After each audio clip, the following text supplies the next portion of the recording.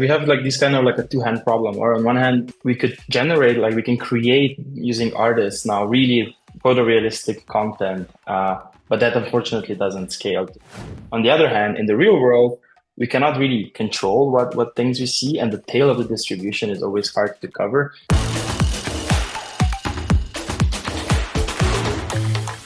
Thank you for having me, Sophia. It's a pleasure to be here after CVPR. Yeah, to kind of connect to this, I guess. So our group at NVIDIA focuses on simulation and using kind of recent AI neural network methods to kind of build simulation environments in which we could then train robots or autonomous cars in closed loop, meaning that this robot, this autonomous agents, they need to interact with our environments. And the idea here is that these robotic platforms, they capture a lot of data over time. And this data is like very realistically looking. So hopefully we would not need artists. We would actually be able to lift that data to simulation environments. And one aspect of simulation is kind of providing scenes under different lighting conditions. Or if you can imagine an intervention happening on a road for an autonomous car, we want to take that exact scenario. We want to test it in simulation extensively to make sure that the newer stack will work. And as part of the testing, we also want to check like, oh, what if like, the lighting was a bit worse? Like, would we still see the objects in right time with the cameras? Or what if it would have been a night scene instead of a day? Things like that. So basically doing variations of the real world scenes using the latest technologies. That's kind of the motivation. It's usually the motivation for most of our projects is how can we build the simulation environments? How can we train these robots at scale in closed loop? Because at least for us, reinforcement learning, closed loop training is kind of the only way to be able to make sure that these autonomous agents are on one hand performant enough, on the other hand safe enough to actually let them operate in the real world. I mean, especially consider that it's so hard to collect the real world data in like very edge cases, right? So you can like really generate. Yeah, exactly. So like we have like this kind of like a two-hand problem, or on one hand, we could generate, like we can create using artists now really photorealistic content, but that unfortunately doesn't scale to the like amounts of data that we need. On the other hand, in the real world, we cannot really control what things we see, and the tail of the distribution is always hard to cover. Of course, we will have like millions of miles, for example, for autonomous cars that we have captured, but only a very small percentage of those will actually be interesting. The rest will just be kind of common driving on a highway or in urban areas where nothing interesting happens. And relying just on the capture data without any manipulation of it, let it be changing the weather, stylization, position of the objects, things like that, it will be really hard to capture the whole tail. Today, I'll talk about a recent work called DiffusionRenderer, and it's actually about neural inverse and forward rendering using video diffusion models. This work has been done, like a large group of people contributed to it. Two of the main contributors, Ruofan and Zan, and I'll be today presenting on their behalf. And throughout the story, I think that what I will try to convey to you is that we have this new technologies that are coming and getting like better and better, speaking specifically about the video diffusion models, and that we should take this opportunity to kind of take a step back and rethink how we are doing things up to now. So I'll start talking about the physical-based rendering, and then like trying to tell you what are still all of the problems of it, difficulties, and what are the opportunities with new technologies. But if we first check just like an example of a physically based rendered scene, this is from a computer game, real-time ray traced, we can see that we have like really came a long path, or this is like really photorealistic content. We can see intricate reflections on like the puddle. We can see the light being kind of propagated correctly. We can see the effects of the depth of field. We can see kind of the fog appearing in the background, masking part of the scene. So this is really at a level that it's kind of hard to distinguish from the real world. So what all is needed to actually achieve something like this? So at the base of physical-based rendering, this is kind of a rendering approach that simulates the physical interaction or behavior of light with the surface material to produce realistic and consistent kind of reflections, shadows, and appearance across the scene. In order to achieve this, we need to have the scene represented as the geometry along with its many attributes. So specifically, We need things like albedo, the metalness, roughness of the individual parts. We require normal maps. We additionally require some representation of the lighting, let it be an HDR environment map or something similar. And then we can simulate this physical effects. And we need to consider things, physical principles such as energy conservation, Fresnel reflections, microfacet theory. There's like really a lot that is going on. And just thinking about this, I guess it immediately becomes clear that the quality of the physical based rendering is very strongly dependent on the quality of the scene and of the lighting that we have. So artists need to spend a lot of time to kind of generate all the details that you have seen in the scene that I have shown you before. Unfortunately, this is kind of a thing that doesn't really scale well. So I'm showing you here one example of this Paradise Beach, which is a wonderful asset that was created by the artist. And for example, like to get like a rough estimate of the cost, just for this one asset, the cost can go in like hundreds of dollars or even more. And even the bigger problem is that this cannot be done by anyone, or these are like highly skilled artists that need to spend hours and hours creating these scenes. Of course, this is then where the cost originates from. So it's really hard to scale. But taking a step back, even if we were able to scale this, now imagine you go on a holiday trip in some nice harbor view, and you kind of share this nice moment that you want to capture with your camera or with like your phone. But unfortunately, the lighting is just not great, or like it's kind of, you think about it a bit too late, it's already quite dim light in the evening, and you end up with some photography like this, where basically it's a nice scene, but maybe the lighting was not ideal. What can we do to kind of recreate this? We could try to relight the scene to get, for example, something like this. Now, if you think about more the traditional way of doing this, one way would be recreating the whole scene with like artist generated content and then actually applying the new lighting. Of course, this is very, very time demanding and probably not something that can scale. To a different point, there were methods before that kind of can do the relighting, such as estimating the G buffers, doing the screen space ray tracing and similar, but they don't lead to satisfying result. I'll try to convince you in the next couple of minutes that we are on a path towards something that should enable you to do this in the future for images and videos that you have taken in the real world. So our main application will not be starting from an artist-generated content, but instead from casually captured images and videos that you would want to relight and like observe in a different appearance. Again, light rendering always has these two aspects. So we talk about the inverse rendering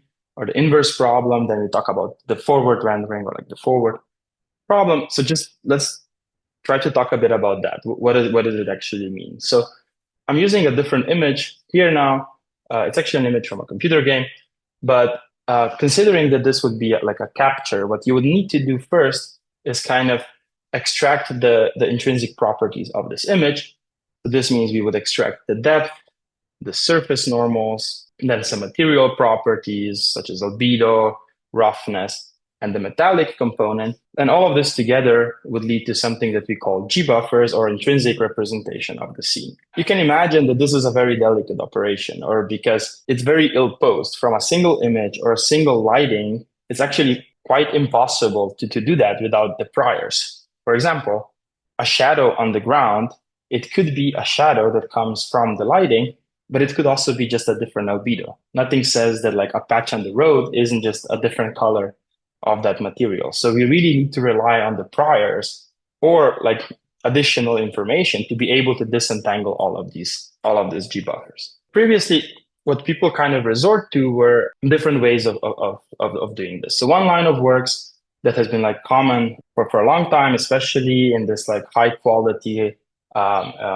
requirements, is to have light stage, where we have total control over the lighting. We have multiple cameras for each acquisition. And what we do for ourselves is we basically create a data set of an object, for example, like a person here, that we observe under different illumination conditions from different viewpoints. And this redundancy of illumination and viewpoints allows us to actually disentangle the intrinsic properties. Again, this requires a dedicated or like a very special professional acquisition equipment. It's not something that we could scale for like our casual captures. The other way, or like what people have also done a lot, is then to actually like render novel views of such scene would be to then take these images and lift them into some 3D representation.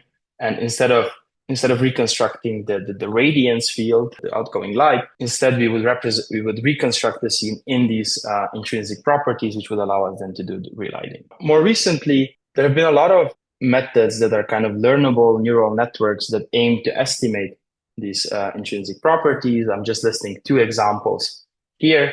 Basically, these are networks that go from a given image to its intrinsic properties. By doing that, they rely on the priors that they have learned from like vast amounts of internet scale data.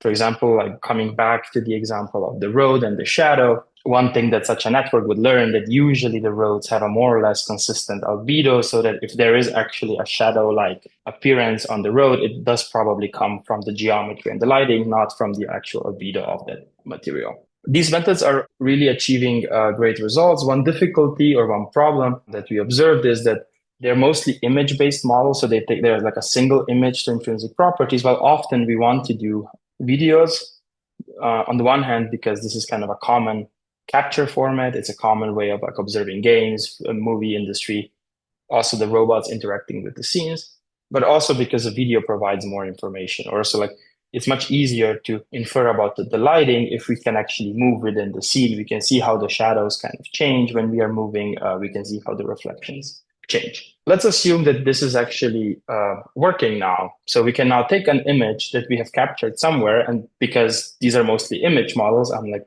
focusing now here on an image. We have this reference image that we have taken, and now we extract all of this intrinsic properties, and now we try to do forward rendering. So here I'm showing the screen space ray tracing, and you will see that there's like a lot of artifacts. The geometry is not perfect, the lighting, you can see a lot of artifacts behind on the tree where like it's very delicate geometry, hard to capture in this in the normal maps and in the base color. So even though if you would just look at the bottom line, I would argue that these intrinsic properties are actually quite well recovered. Like the base color or like the albedo makes sense, the normals seem to be very meaningful, roughness, metallic is maybe not ideal, but they seem to actually be pretty good.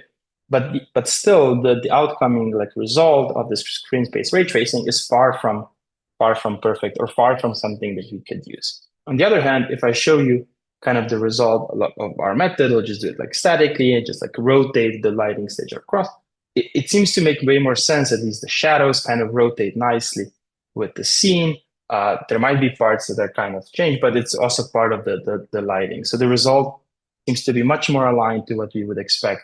Usually we don't see the sharp artifacts on the trees or on the other geometries of the scene. And this comes basically to the main motivation or the main story that we want to tell in this project. Like rendering consists of those two parts, or like the inverse rendering and the forward rendering. And the goal of people or of the researchers in the past has always been, how can we extract as perfect G buffers as possible such that the physical base rendering will look good? The whole focus was on the first part of the method. Everybody was trying to improve the buffers. And physical base rendering was left there as kind of a holy grail. It's something that we don't touch. It's true to physics, which is actually true. But the problem is that this requirement of having perfect G buffers is just not satisfiable in the real world. Like, I'm very convinced that we will never be able to get the G buffers up to the perfection the common physical base rendering will be able to work if we are to extract them from the data. So this brought us to a point, like, let's look at the second part. Like, why are we so married to the physical base rendering? Or is there something that we can do there? Something that would allow us to work with these imperfect G buffers. And just as an example, imagine that you have an object like a sphere or a car that is on the road. You extract your normals, and some of them are flipped in your extraction. For us, for human observers, for everyone, it will be pretty quickly like we will realize, or at least with high probability, we will think that this is something that is not true, or like it's not true that part of the material is actually flipped. This is like an error or a mistake that in the G buffers. But physical base rendering will trigger on that. You will see a very severe artifact that will pop out and will be very observable to our eyes. Our goal is basically to say we have these diffusion models that they were trained to learn the appearance of the real world image. This is basically what they're trained for. They're trained to produce images or videos that are indistinguishable from the real world images and videos to the human eyes. So these models now, if we tune them or like post-train them for the task of rendering, they should be able to balance between the conditioning signal, meaning the G buffers that we give them, and the real world and the distribution of the real world images. So they should be able to say, oh, I've never seen a car with some of the parts of the normals being flipped on the front, so this must be a mistake in the G buffers. I'll trust my priors that I have learned about the photorealistic images. As a teaser, before I actually go into details, I just wanted to show you some of the results of our method. These are from some of the movies that you probably know, or games. And this is kind of our inverse rendering model is kind of tasked in estimating the intrinsic properties of the model. And just to play this again, we can extract temporally consistent depth, normals, albedo, extract metallic and roughness component. And all of these together, they then enable us to kind of feed them into the second part of the model, which again, you can see you can use to kind of relight your favorite movies or videos or basically images that you would capture on your trips. How do we do that? So the main idea for us was to come up with a unified approach for the inverse and forward rendering. We pose this task as a problem that is solved by two video diffusion models. The first video diffusion model takes an input video, maps it to the G buffer representation. And the idea there is that we encode some notion of physics or of the decomposition that is then fed to the forward renderer, along with some target environment lighting that you would want in order to kind of relight the video. It's a two-step approach that goes from input videos to some canonical representation that we are used to. This is the G buffers. And then another model that actually takes this G buffers plus the lighting to output the final video. Part of the reason for this is, as I said, it's it gives us controllability, or we can change something in the G buffers, or we can use the two models separately. But part of it is also, as I will explain later, in the training process, or a lot of the quality or the performance of the generative models are really just the quality of your data and how much data you can get. And as you can probably think, there's really very little data where you have real world videos and the corresponding intrinsic buffers, or where you have videos of the same scene under different lighting conditions. This unfortunately just doesn't exist at scale. But let's go a bit into detail. So the first model, it's basically very simple. We take a pre-trained video diffusion model. We freeze its encoder and decoder. So these are just the two parts of the network that kind of take us into this compressed latent space that reduce the computational complexity of the generation. So we keep them frozen. Then we fine-tune it in order to output these intrinsic properties. And how we do that is that we add so-called domain embeddings for each attribute. And these embeddings are injected into the model via cross-attention. So basically, you can imagine that for the input video, we would have several forward passes through the network. Each of them would estimate one of these properties. And the main reason for actually formulating it like this, basically like an input video to albedo, input video to roughness, instead of input video to all of them, is kind of the nature of the pre-trained models, or they output a three-dimensional or like a 3-channel output, or they output RGB values. And now we just repurpose that. For the albedo, we use the same 3 channels. For the depth, we would just copy the channels 3 times. But if we were to output a 20-dimensional input, if we kind of concatenated all of them together, we would have to retrain the decoder. So basically, we have this dedicated domain embedding that is injected to cross-attention. We would go one by one over them to output each of the G buffers at a time. The main finding of this is that, which is kind of done partially by us, partially by the previous works already, is that these mapping from the input videos to the G buffers is a very low-level task. What this means is that it doesn't depend a lot on the semantics of the scene, on the more holistic understanding of the scene, which for us, it's great because it means that we can train this on synthetic data, and it will generalize to the real world data pretty well. This is a common thing where if your task is very low level, this works. If your task is high level, where you need to kind of have like a common understanding, like a complex understanding of the scenes, those models are much harder to generalize. And then the forward renderer, on the other hand, it's basically the same diffusion model. So we don't take a different video model, we take a same video model. We need to change it a bit now to be able to accommodate different inputs. So specifically for the G buffers, for the scene itself, the G buffers are encoded and they're fed to the diffusion model as pixel aligned conditions. So you can imagine instead of a 3-channel image being RGB, we now have a multi-channel image concatenating all of these G buffers. And then for the environmental lighting, which is a panorama image, it's in a different spatial domain, or we cannot concatenate it to the image. Those two things are not spatially aligned, or the rays are not aligned. We devise a specific environmental encoder that processes this environment map and then again injects it into the diffusion process, into the diffusion unit via cross attention. So basically you can see here that the G buffers would go in, the environmental lighting goes via this environmental encoding and cross attention being fed into the diffusion unit. And one challenge here is that the environment maps, they come in HDR, or so its values are not normalized between 0 and 1 or 0 and 255. They're like HDR values. But the encoders of the video models, they have never seen that. They're always trained on the final LDR images. So we need to kind of convert this data into something that the encoder can understand. And how we do that is we actually separate or factorize out the environment map into 3 parts. So the kind of 3 distinct maps.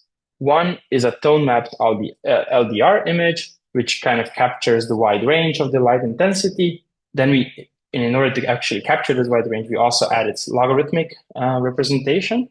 So we have an LDR image that is like capped between 0 and 1. We add its logarithm to actually be able to capture the peaks outside, like such a sun, which have very high intensity values. And then the final third one is the directional embedding, which are kind of the directional vectors pointing where the rays of the environment map go. Exactly, these are being fed through. I'll talk a bit more about how we train these, but we train this on both synthetic videos and auto-labeled real videos, because this is not a low-level task. Like rendering is a very high level. We need to reason about the interactions of the objects in the scene. To talk about the data, which I guess is kind of the main part that makes this work, for the first model, for the inverse renderer, we actually take a large collections of 3D assets and we create scenes by randomly placing these assets onto a textured planes, as you can see on the left side. And in order to create large amounts of data, we kind of cross-combine these assets with different material textures and different HDR lighting environment maps to render ourselves a lot of data where we have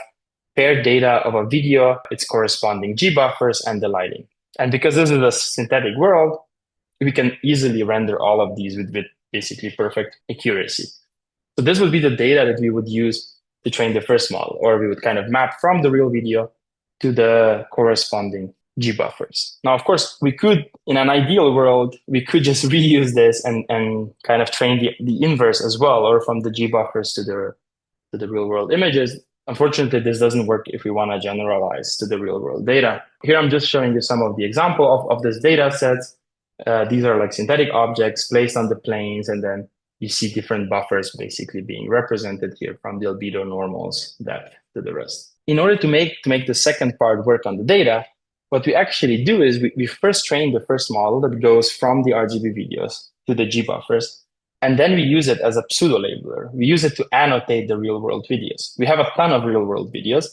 Now we use our model to estimate their G buffers using the first model that we have trained on synthetic data, which gives us this real world videos with then estimated the G buffer. So you can see here the normals, the depth, the normals, the albedo, and all of these are the outputs of the first model that we have trained. And additionally, we use a contemporary work to estimate the environment lighting of the video in which it was captured.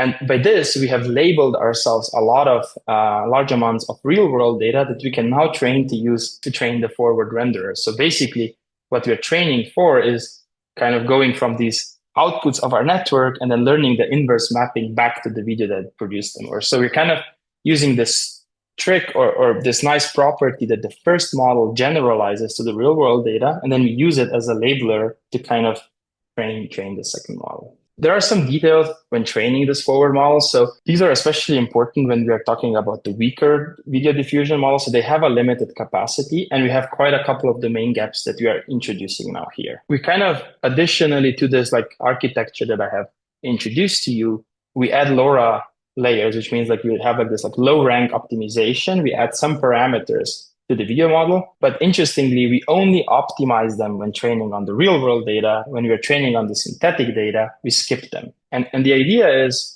a threefold. So we would like to use this additional layers to kind of overcome the domain gap. There's one domain gap, which is the synthetic to real, or so our model needs to be able to handle both. And this is a domain gap. So we kind of add, like we can compensate this with the additional parameters. But then the second thing is also imperfections from our estimated G buffers. Our G buffers, we have pseudo-labeled all of that data. So we have one data source, which is synthetic data, which is perfect. It has perfect G buffers. So our diffusion renderer could collapse by saying this, I'll always trust the conditioning signal because it's always perfect. But then we have another source of data, which is actually the data that you're interested in. And there we have imperfect G buffers. So our model needs to kind of be robust to that. And then I'm already like showing you some results. So basically these are like inverse rendering results from an input video to the normals, depth, other materials. I hope you can see like kind of the intricate structures, the details of the fern. Similarly, you can see it for this kind of basketball hoop, where you can see that our model kind of is temporally consistent, properly predicts the difference between metallic and roughness. You can see that the glass of the board is kind of being properly predicted. We can see that this additional temporal component does allow us to kind of predict more consistent G buffers. Similarly, for this chair, we can see that the metallic component is nicely separated. The legs of the chair are metallic, while the top is wooden. And then to some interesting forward rendering results. So basically, these are like similar to the scenes that we've used for training. We have these G buffers and our environment map. And now we can use our method to do the rendering, and we can directly compare to the physical-based rendering approach, which is kind of the holy grail, the ground truth. And you can see that in these videos, like our results kind of nicely correlate to the path trace ground truth. We can see this intricate reflections, things like that. Just to give you more examples, you can see our model can reasonably synthesize this interreflections among objects, or we have this object placed on a very shiny surface, and our model knows that that the reflection should occur there. And just keep in note that our model has no access to the actual 3D geometry, or there is nothing 3D going on here. There is no ray tracing, nothing is being path traced. Everything is happening in a pixel world space. So it needs to learn about these reflections. It needs to kind of internally reason about the geometry, but it has actually no access to it, only through the normals and the depth. And then you can see, for example, also here that you can use different environment maps to kind of relight the same scene. Like you have the ground truth on the right, and then our results, I guess, in the third column, compared to some of the prior works. Exactly. Also, some of the results that I've shown you also before. This is more just like a walkthrough at this point. Like you have kind of a use case where we could relight the video games, other kind of content that we interact with. So for the submission to CVPR, this was done on publicly available models that were available at the time of the submission, and those were like weaker models. Now later we have also retrained this on an NVIDIA Cosmos, which is a larger, more powerful video diffusion model, and we can see that we can directly reap benefits of having a more powerful base model.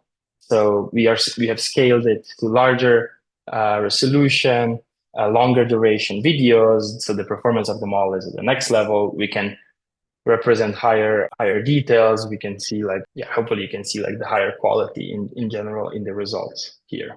We can also simulate a wide variety of lighting effects for kind of robotic applications. So if you imagine training robots in the scenes, you want to kind of relight the videos.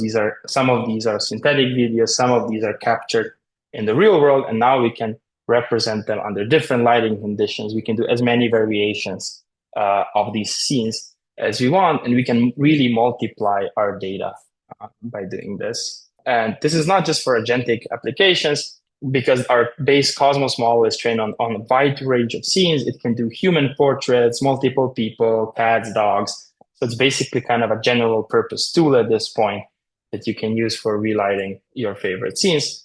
So coming back to how I kind of motivated this presentation, it is really intended to kind of take your shots from your holidays or something, like paint them in a new lighting. As a conclusion, I hope that through the talk, I was able to convince you that generative priors, the priors that these large models actually learn, they can be effectively leveraged for rendering tasks, especially for rendering tasks where we deal with imperfect. Data-driven approach allows us to some extent learn the laws of physical based rendering. It learns it implicitly, but the results, at least to the human eye, often seem indistinguishable. And beyond synthetic rendering, our diffusion renderer shows like much better generalization to the real world scene with imperfect inputs, which was kind of the whole idea. Without even me probably like saying it out loud, you can think that we have repurposed it for the physical based rendering. There's so many other things that you could do with like similar approaches. Imagine adding different weather effects, changing the style of like the architecture of the scenes, making your images, videos captured in New York look like as if they would captured in Tokyo in May where cherries are blossoming. There's like the imagination can probably like take you quite far in those things. If you want to act on some of those ideas, on this imagination, we have released all of our code and the supporting models that have produced the results that I've shown. I've added some links to the project page, the original code using the models that were available in the publication.